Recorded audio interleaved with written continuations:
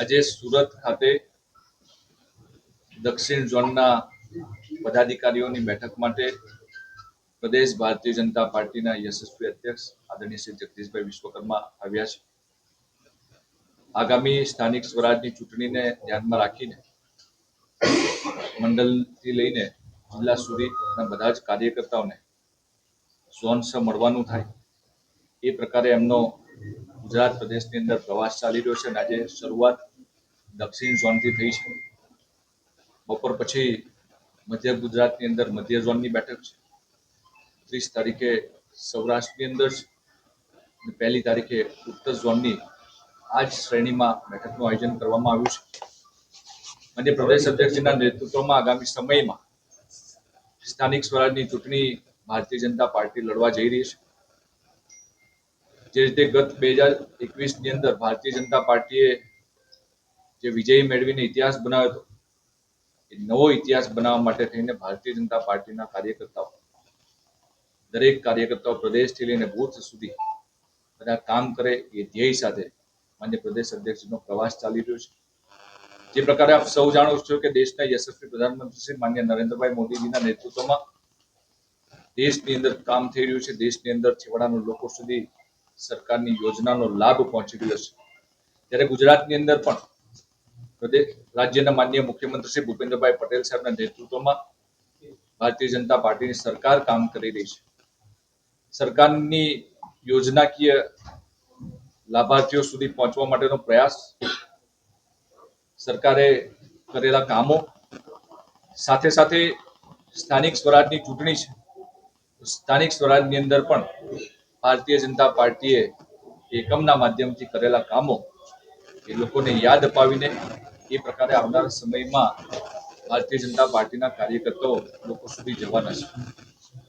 આગામી 29મી તારીખે દેશના યશસ્વી પ્રધાનમંત્રી શ્રી જે રીતે મહિનાના છેલ્લા રવિવારે મન કી બાતના કાર્યક્રમના માધ્યમથી લોકો સુધી જોડાતા હોય છે, ત્યારે આ વખતે પણ એ મન કી બાતના કાર્યક્રમની અંદર મન કી બાત ટિફિન બેઠક કે સાથ દરેક મંડળની અંદર, ગુજરાતની અંદર 600 થી વધારે મંડળોની અંદર આ બેઠકનું આયોજન થઈ રહ્યું છે. એની અંદર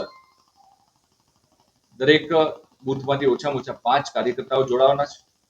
અને સાથે સાથે ભારતીય જનતા પાર્ટીનો 6ઠી એપ્રિલે જે સ્થાપના દિવસ છે, એના આગલા દિવસે એટલે કે 5મી એપ્રિલે એક મહાસંપર્ક અભિયાનની અંદર દરેક બૂથમાં ભારતીય જનતા પાર્ટીની બૂથ સમિતિના કાર્યકર્તાઓ એ આગામી સ્થાનિક સ્વરાજની ચૂંટણીને લઈને એ લોકો સુધી, જન સુધી પહોંચવા માટેનો પ્રયાસ કરવાના છે, લોકોનો સંપર્ક સાધવાના છે.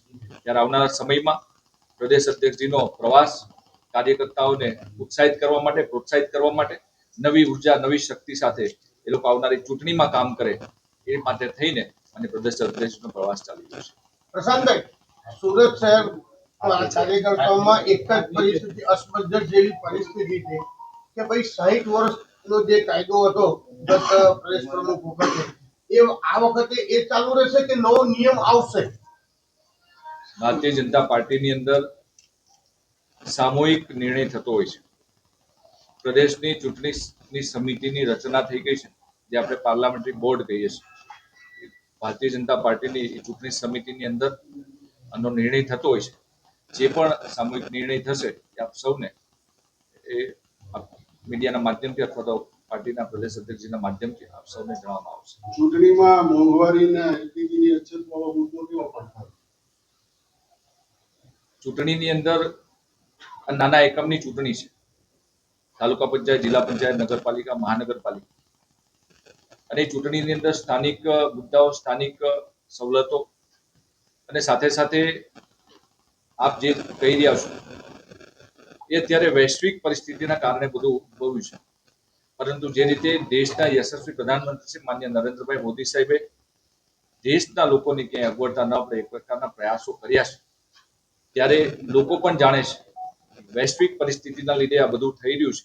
ત્યારે લોકોને ભારતીય જનતા પાર્ટી ઉપર અને દેશના યશસ્વી પ્રધાનમંત્રી શ્રી માન્ય નરેન્દ્ર મોદીજી ઉપર વિશ્વાસ છે કે આવનારા સમયમાં જે રીતે કોરોનાની અંદર વિશ્વ સામે મોટી સમસ્યા હતી, પરંતુ ભારત દેશની અંદર જે પણ નાગરિકો છે એને ક્યાંય અગવડતા ન પડે એ પ્રકારનો એમનો જે પણ કામ રહ્યું છે, ત્યારે આવનારા સમયમાં પણ આ જે પડકાર વિશ્વ સામે છે એના માટે થઈને ભારતીય જનતા પાર્ટીની કેન્દ્રની સરકાર માન્ય નરેન્દ્રભાઈ મોદીજીએ દેશના લોકોને અગવડ ન પડે એ પ્રકારના પ્રયાસો કર્યા છે.